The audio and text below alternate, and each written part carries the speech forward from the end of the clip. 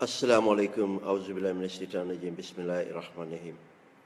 Assalamu alaikum mbokki Gambia at xariti Gambia man la Suleiman Suare delluwaat Facebook Live. Just to respond to latest development on the ground. And respond bi yëpp mooy, and the most important part of the response mooy ne xam naa there's a lot of quietness from some of us. Why am na a lot of worrying within the diaspora community right now. Because the pace and the tone boo xam ne suñ president-elect and the government in wait ni ñoo demee is quite worrying. Lu tax nag ñu ko wax mooy ñaari affaire am na. We have clear evidence based on intelligence gathering yoo xam ne mu ngee dem on in the Gambia te gisuñ suñ president-elect and the coalition partners they react or they def something about this. Last night, there's big financial crime with Gambia right now. $19 million. Detecting $19 million, the people in the government of Yaya Jammeh tried to gain Gambia. And munuñ ko génne, and they were looking for somebody to transact ko, génne leen ko. And the person they contacted in America decided to contact us. But this is it. Moo tax ñu ne war nañoo am estado cabinet te leneen tam lu ñoo wax mooy the coalition partners war ñoo lock out the diaspora war nañoo indi transparency nit ñi mun a hold them accountable. Nañ am shadow cabinet for one reason. Suñ amee ideas man ni kon duma ñëw taxaw fii wax ko Facebook. I would have contacted the shadow cabinet for finance kooku seet nu mu ko defee te suñ amoon that shadow cabinet for finance naa leen ne some banks in the Gambia would have alerted the shadow cabinet for finance because some banking officers in the Gambia are aware as far as I know. Di nga gis ne the Minister of Finance am na ñu bari ñu fa nekk minute management and other people would have contacted the shadow cabinet shadow minister for finance. Another development mooy di nga gis ne every other department boo xam ne mu ngi si réew mi dinañ am confidence pour lan xam lu ñoo mit but ñu ngi am situation boo xam ne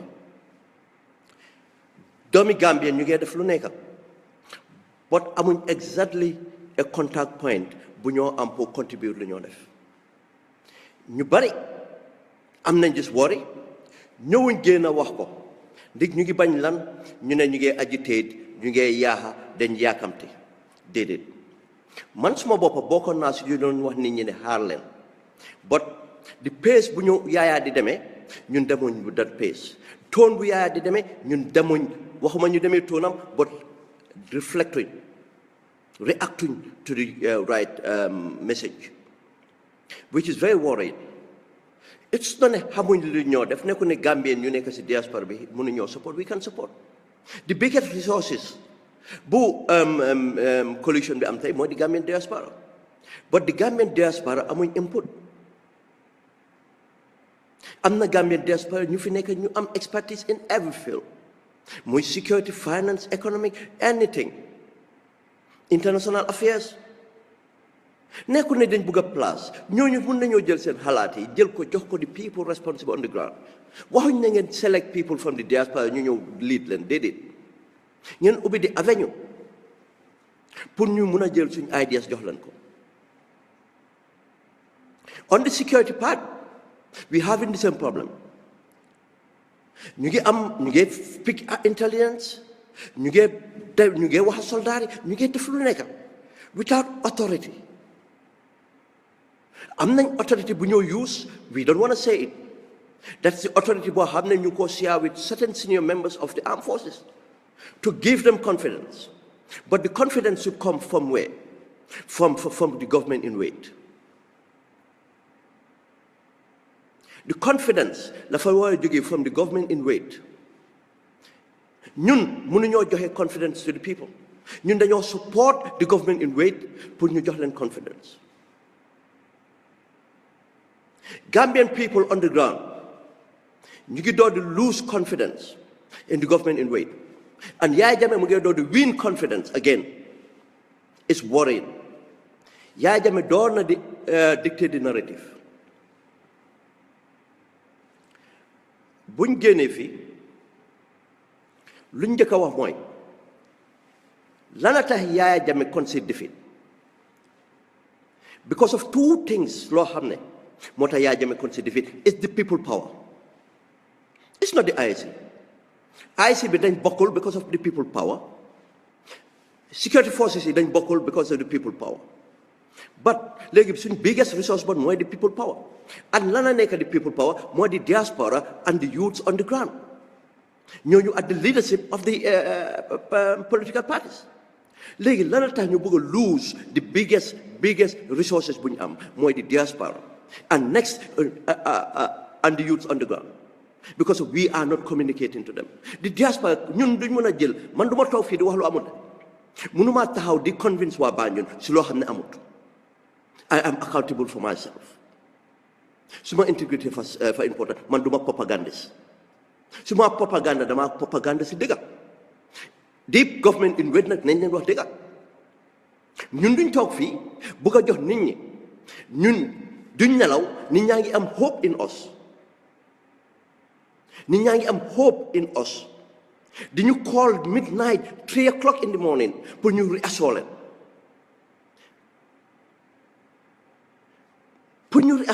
Imagine ñun individual, we are private citizens, but because of suñ kaddu tax na ba Gambian bi foog ne ñun we can reassure them.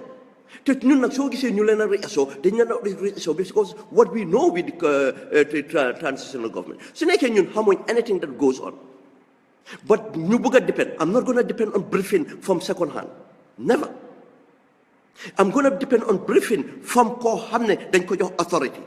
President-elect jox na ko authority mu ne he is the shadow cabinet for interior, he is the shadow cabinet for finance. Su kooku joxe ma authority, su kooku waxee that person talk on the hearts of authority. Du ma am party surrogates di dox round di ma ne wax naa diw. I am not that person. I base my argument on facts. I base my opinion on analysis yoo xam ne mun naa ko reference. Su juumee ñu dem seeti reference bi xam ne am na lu change, am na dynamics yi lu ñëw lu different, but bu ma ko waxee reference naa ko to something, to history or to events yoo xam ne soo ko xoolee méngoo na.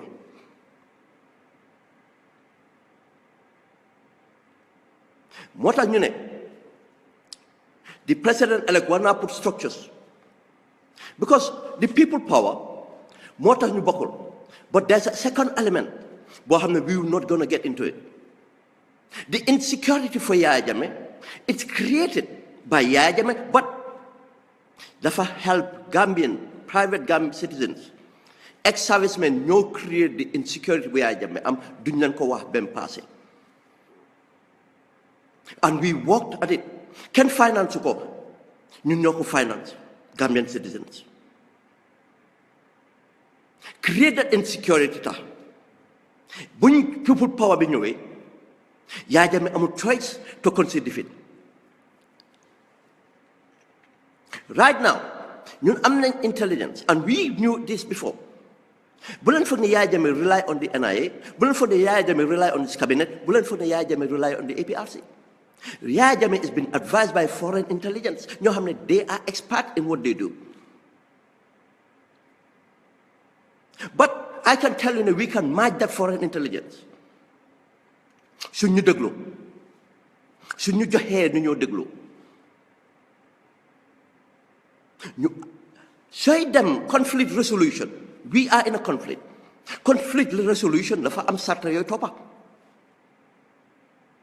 Yaya Jammeh up na game bi, he's playing a poker game, mu ngi bëgg a negotiate from a position of strength, but at the same time su gisee ne opponent bi mu ngi subdue lu moo def dafa dominate game bi. In fact léegi du lu moo def dafa take total control, dellu back to the status quo.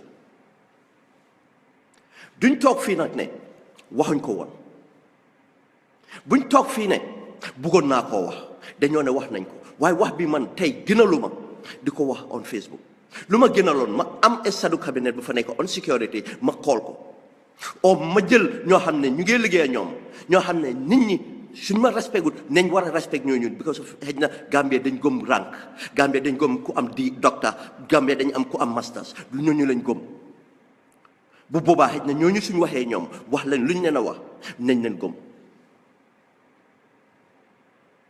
waaye ñun luñ leen a wax mooy lu ma mun a reassure Gambian on my belief Yaya Jammeh du fa toog coalition government suñ defal luñ war a def jàmma ju fa am te jàmma su fa amul ñun doomi réewi Gambie nit jóg génne fa Yaya Jammeh su soobee yàlla yonent bi suy jël suñ bakkan nañ ko def I can assure you that ñun xaaruñ de dañ joxoon politicians yi chance and due the process of politicians jox leen chance ñu ngi leen doon jàppale duñ leen wax nuñ leen jàppale nañ ko wax si waxtu bi jotee su kon politicians yi féele na from démba ñu ñoo liggéeyal yépp oo nañ ñu ne let's put back plan B let's put back plan B soo gisee ñooñu ñëpp waxata ñu ne let's put back plan B fiil nañ ne dinañ need plan B mbokk yi lan a tax ñun ñu foog ne dañoo need plan B bu message bi starté Yaya Jammeh start the messages ko ñun génn nañ def suñ liggéey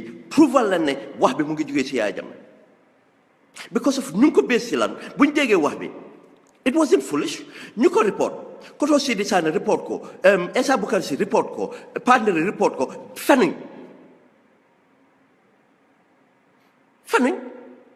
waaye wax bi fu mu jógee ñun moom lañ doon wax si Yaya Jammeh la jógee because of am na lu mu bëgg a def ñun ñu track down one of the messages bu ñëw si Essa Bukar Si mu ngi jógee si ku si doon Essa Diallo nekk Sénégal di liggéeyal Sénégalese intelligence waaye nekkul ne Sénégal ñoo ko sant loolu Yaya Jammeh moo ko sant that guy is compromised ñun wax nañ loolu lan bu ñëwee too Yaya Jammeh di jéem a fomen ne there is incidents yuy happen si Gambia bi ne am na looting yuy am na harassment yuy am on APRC am na harassment yu am on Joola am na tribal element buy am ñu waxaat leen ne amut soo xoolee fu mu jógee yëpp di nga gis ni APRC militants Yaya Jammeh NIA bi ñoo nekk on fake profile and other things di ko foment ñu won leen loolu ne Yaya Jammeh mu ko def te wax nañ ne after messaging bi an action will follow that's how it works you escalate it doo dee jóg def dara bu leen dee foog ne soldaar yi yëpp dañoo dem jël action before any action there's a literature behind it warfare it's not physical force warfare is psychologically Yaya Jammeh was already working on this thing dafa concede defeat because of xam na ne su pressé that day he's going to lose that day te nañ leen wax there's another thing called withdrawal tactical withdrawal dañ dee draw back because xam nga ne soo continuer dañ la finish off da ngaa draw back nga reorganize sa boppa nga ñëwaat soo reorganize sa boppa nga collect intelligence and nga use that intelligence then nga distort intelligence to win support again and influence nga ñëw with an assault before nga assault you have to gather intelligence and know the intelligence te nañ leen waxaat we gather intelligence we don't know who the people are but right now Yaya Jammeh luy dem si coalition partners yi yëpp mu ngi koo xam I don't know how am nañ intelligence bi ne Yaya Jammeh mu ngi koo xam and how mu ngi nii mënuñ koo wax lifin gannaaw ñëw Facebook live because of man du ma jël di dem jël parti surrogate di ko jox information saa yu nekka how many information lañ jël we don't know whether it's been acted on we don't know whether it's been taken we don't know ndax da borom kuñ ko jox am na other interests na joxe message bi on moo tax transparency foog mu am te luy indi transparency mooy mu nga put a structure boo xam ne will be accountable ñun ñu am ku ñoo accountable soo defee party shadow cabinet party su dem something demee wrong we can hold party responsible but now buñ bugg a jël Adama Barrow nekk a figure we don't want a one person we want a government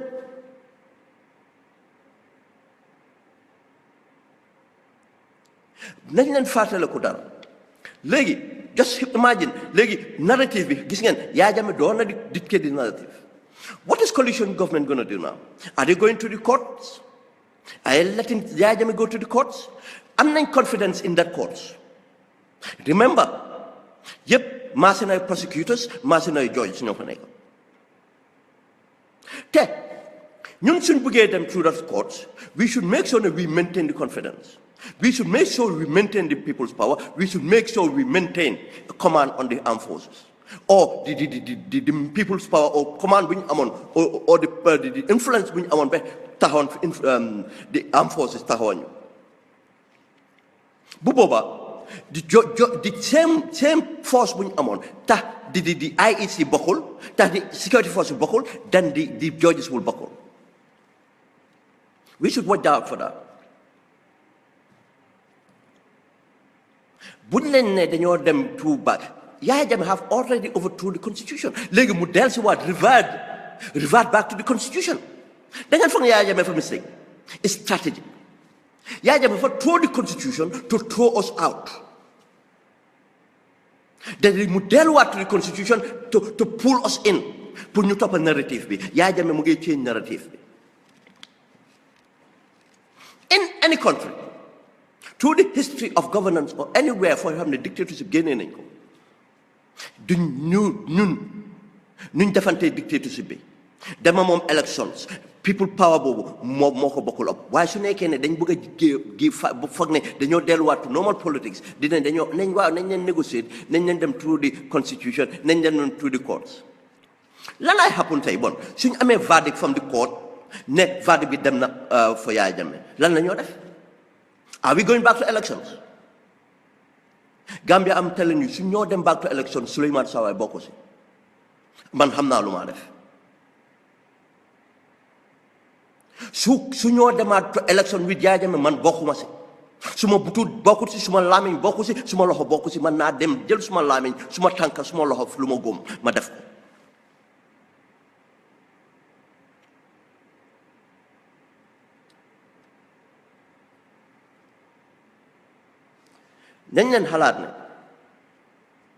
In order to keep the confidence with the armed forces, I can tell you this, because of Nekudne, Dembala, ñun am nañ confidence in certain officers. ñoo xam ne pare nañoo risk seen life for the right reason. Junior officers, senior officers. I'm not talking about the CDS. CDS be in fact from ne ni mu ngi bëgg a dugal benn tànkaam fii te ñaari tànkaam yi yëpp mu ngi woon suñ boor. I will tell you that intelligence. ñaari tànkaam yëpp mu ngi woon si gannaaw Adama Barrow. Why? Because of léegi narrative bi mu ngi bëgg a change. bu leen foog ne soldat yi dañ mus a bëgg a Yaya Jammeh bu leen foog ne soldat yi dañ mus a taxaw a Yaya Jammeh but what soo amee command mu ngi divide on gars yi moo taxoon amuñ choice kenn du nekk a lone hero.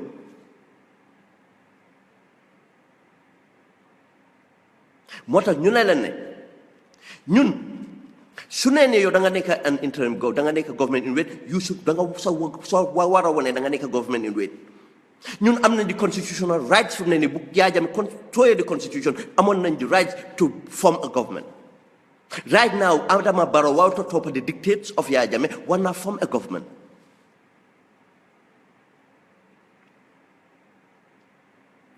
For the sake of winning the confidence nit ñi xam ne am nañ government bu boobaa su nekkee ne maintain na Adama Barrow form na a government dina jox confidence to the people in the diaspora na jox confidence people on the ground the people movement na engine bi na door di daw na jox confidence to the security forces ne kii is not backing down na jox confidence in the security forces ne like these people are ready for whatever it takes. Léegi lan moo des international support bi. I will tell you how ma ku nekk di advise the coalition government amul benn dictator booy génne without security guarantees amul benn dictator booy génne without te kenn duñu mën a jox security guarantees bu gannaaw Sénégal te Sénégal dem nañ further than even call for now ndax ñun complement nañ that effort ndax interim government complement nañ I will tell you defuñ ko. We have clear intelligence. I don't know for what reason. The interim government are hesitant to engage Senegal properly. ñun bëgguñ ko woon. Why are they hesitant to engage Senegal properly? Naa leen ne amul benn strategic partner buñ mun a am tey si àddina bu romba Senegal. Amul benn Western power buy def anything without the territorial integrity of Senegal and political wisdom of Senegal. They are highly respected, they are highly acclaimed. They have put their forces in ready. Them to the extent of, imagine, have you ever seen a Senegalese general come out on the media? Senegalese general come out on the media on behalf of Gambia. Senegalese interior minister come out to the media on behalf of Gambia. Use the language bo xamne ken musko dega. Senegalese external affairs minister come out. And I can tell you there are other intelligence we cannot share it on Facebook. Yo xamne ñun xam nañ Sénégal def nañ move so.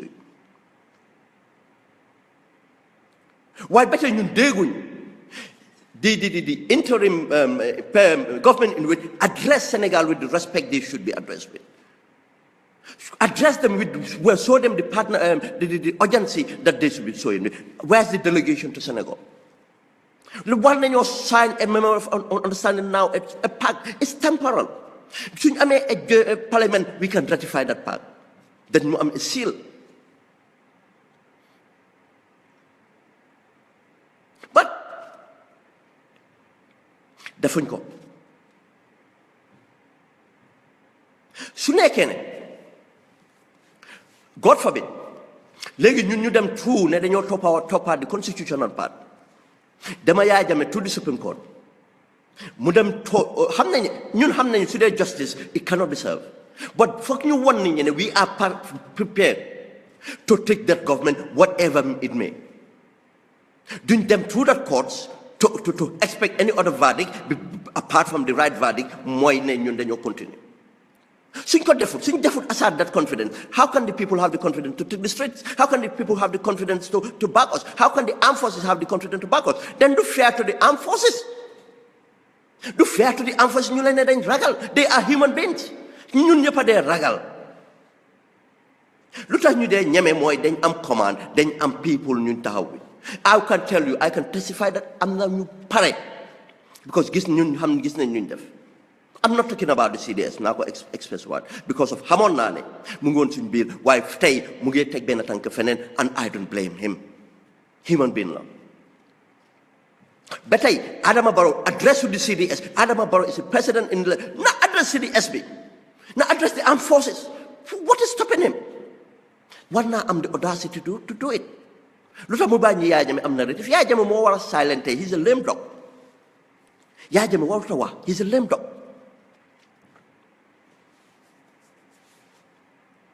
He's a lame dog. That person contacted me for that 19 million. Foog na ne man xaalis moo tax ma nekk si struggle bi. Foog na ne am naa the know-how to move that money. What can I do? Démba maa ngi plunder even how to strategize. Naka laay def pour expose that corruption. Pour introduce ko to certain people entrap leen. Waaye su ma ko defee next minute ma start ko mu turn round ñu ne ma gis nga lu mu doon wax yëpp ndekete moom tam sàccakat la moo tax ma génn si su ma amoon confidence of ne am naa shadow cabinet naa doon approach the shadow cabinet ne ko this thing is about to go soo ma joxee the authority naa la ne aw ma si bi soo ma joxee the authority in case ne entrapment la on me ne dañ ma bëgg a entrap for that 19 million nga yow you can say you give me the authority to entrap them to prove ne ñoom ñu ngi try to transfer 90 million from the Gambia ni kon man xam naa nu ma leen a advice te dugal jox leen nit Gambia koo xam ne mu ngi amee the mechanisms to do the transfer ba pare naa leen jox nit in England or in America and ko am the mechanism to receive the money suñ receive money when we can hold on to that money. Why fake? I'm not authority from what the interior minister or the external affairs minister or the finance minister. Bu boba su demee ba ci digga fekk ne dañ ma bëggoon a black me entrap boba suñ define they will come to defense. No, I did take counsel from them. ñoo ma jox the authority to get into this transaction. Why moo tax ma téye small home? Because this is not the first time we've been approached on certain things. waaye bañ suñ intégrité ñu avoid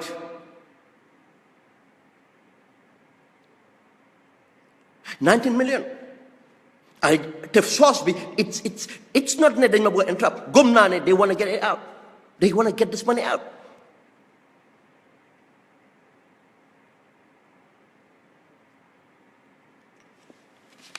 su nekkee ne dem nañ I'll tell you the scenario su nekkee ñun dem nañ through the constitutional route ñu dem verdict bi come out for Jammeh léegi international bi will be in a funny position because dañoo feel ne we are politically inept pour dem through Jammeh nax nañu di réel na ñun lu ñu war a def mooy avoid any constitutionality boo xam ne Jammeh dicté na ko xam nañ ne di ko respect he's a dictator we can dem nañ ba win elections that's enough constitute our government taxaw am nañ international support am security guarantees and Jammeh will be out in a conflict resolution in a negotiation da ngaa taxaw in a position of strength we have the strength we have the legitimacy mooy the strength am nañ international support mooy the strength we have people power mooy the strength Yaya amul dara but these are the things Yaya bëgg naa discourage international support Yaya bëgg naa undermine suñ legitimacy Yaya bëgg naa undermine suñ people's power these are the scenarios léegi ñun lu ñu war a def mooy build that structure pour am all this thing it's inevitable we should have it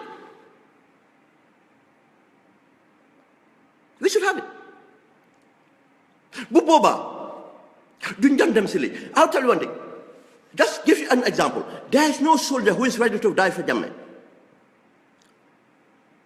amul benn soldat bu pare pour dee pour Jammeh am na few soldats yoo xam ne because of ku mel ni Sol Badji moo tax ñu dee wax Sol Badji mu ngi with us you must be mad why would Sol Badji with us Sol Badji have everything to lose in the next government Sol Badji have a property in Dakar he have to lose that property man du ma nekk fii di fenne non nañ bu la kenn du am dañoo baalal Yaya Jammeh dañoo baalal certain people non am na ñoo xam ne seen crime is maanaam mën nañ koo passé reconciliation am na su soobee yàlla naa ñëw si radio bi ñu waxtaan reconciliation naka la dee demee but pour ne dañoo baalal Sol Badji dañoo baalal du am bu ñax suñ boppa lana tax ñuy individual si duñu hold ransom the whole estate a ransom after bu ñu tegee everything we have the position of strength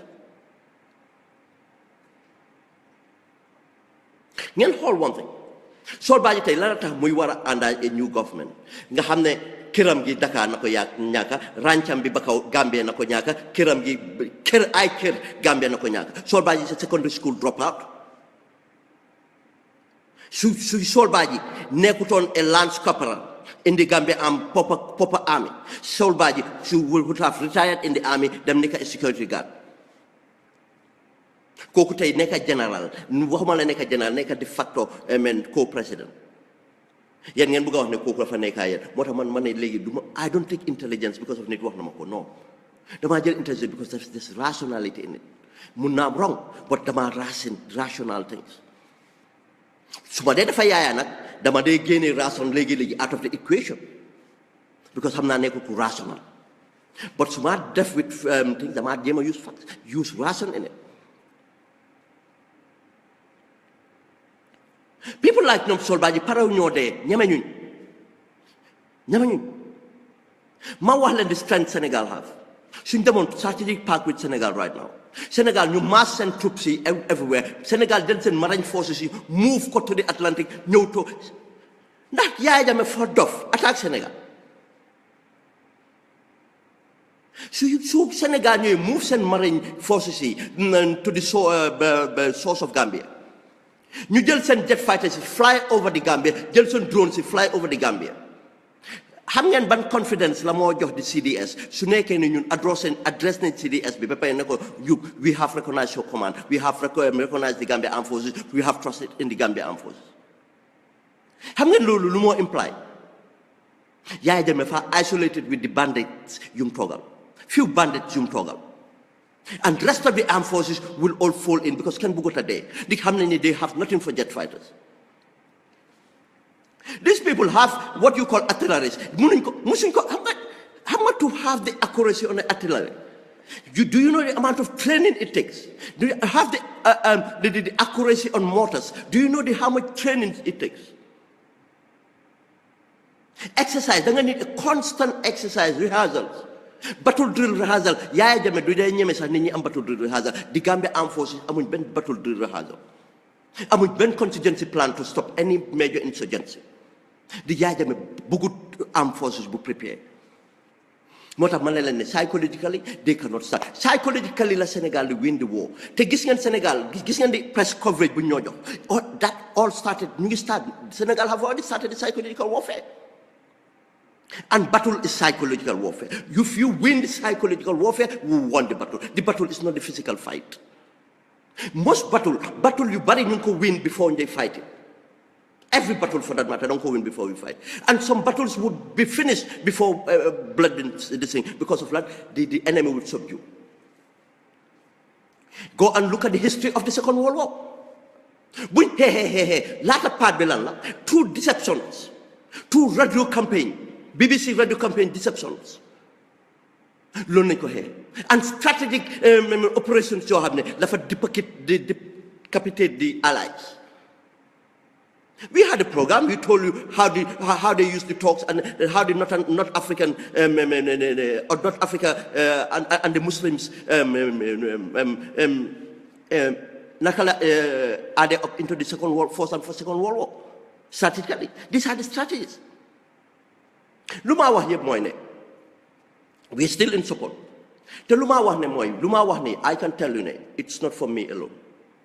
am naa kilifa yu bari nekk si diaspora bi am naa sound thinking mind nekk si diaspora dem naa si forum yu bari nekk si diaspora bi ñu ngi wax the same thing ne the temperament from our government in way and the speed and everything kontaanuñ si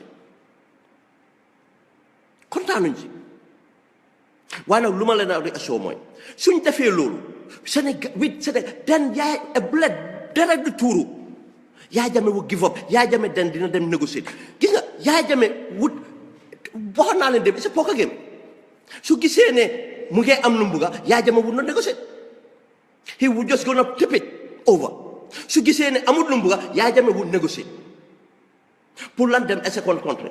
But loolu tam daf koo def pour buy time waaye mu bàyyi ñu problème mooy di armed forces moo tax ma ne mënuñoo avoid Sénégal because of tey even the armed forces they don't trust each other bon bu government bi invade bi ragal foog ne suñ defee compact with Sénégal armed forces bi dañoo fi ne trustuñ leen my brother Gambia armed forces bi su boppam trustuñ seen boppam I'll tell you that. ñu ngi liggéey ñoom for 2 years now ku nekk we liggéey nañ individual we come to the level of achieve nañ am groups cells in the armed forces we have cells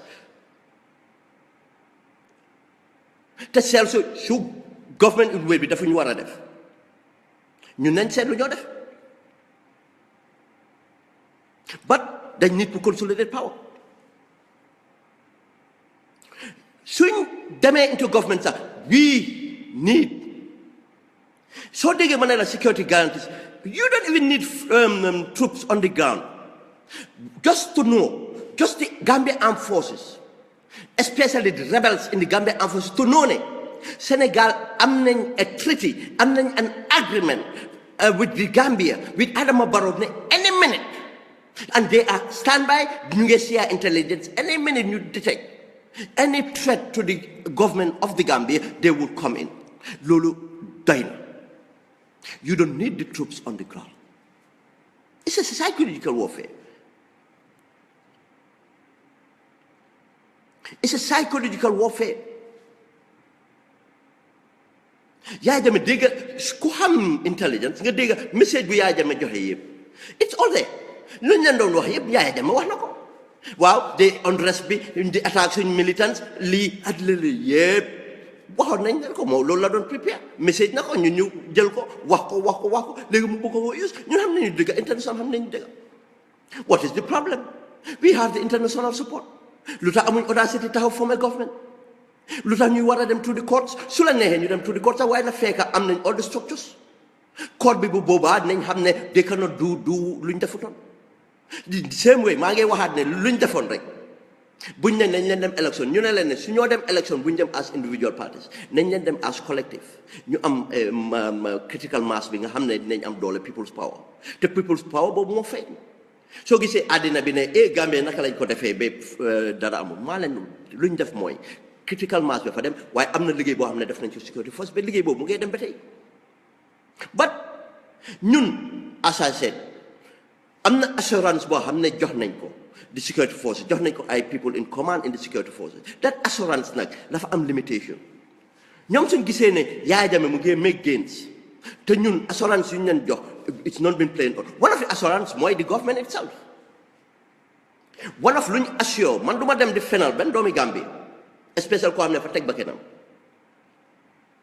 man du ma wax benn soldat yi Gambien fenal la man du ma wax benn nit fenal la jaru ko nit fen du indi dara lu ñu wax Gambia I'll tell you some of the things we reassure them reassure nañ leen ne te xam naa ne dëggal ne the new government duñ tas armed forces bi waaye dinañ restructure armed forces bi nañ make armed forces bi productive nañ make armed forces bi sustainable nañ def armed forces bi mu nekk loo xam ne dafa dimbale si national development ngeen am respect am relevant am dignity ngeen def loo leen war a def ma ne ko army bi duñ ko tas ni Yaya Jammeh bokk na si campagne bi moo def wax nañ leen ne seen welfare will be look after di ngeen am future in the army and after the army because of training ak yëpp wax naa leen ko te xam naa ne ñun nañ taxaw lu am nañ ko agité nañ def lu nekk pour mu am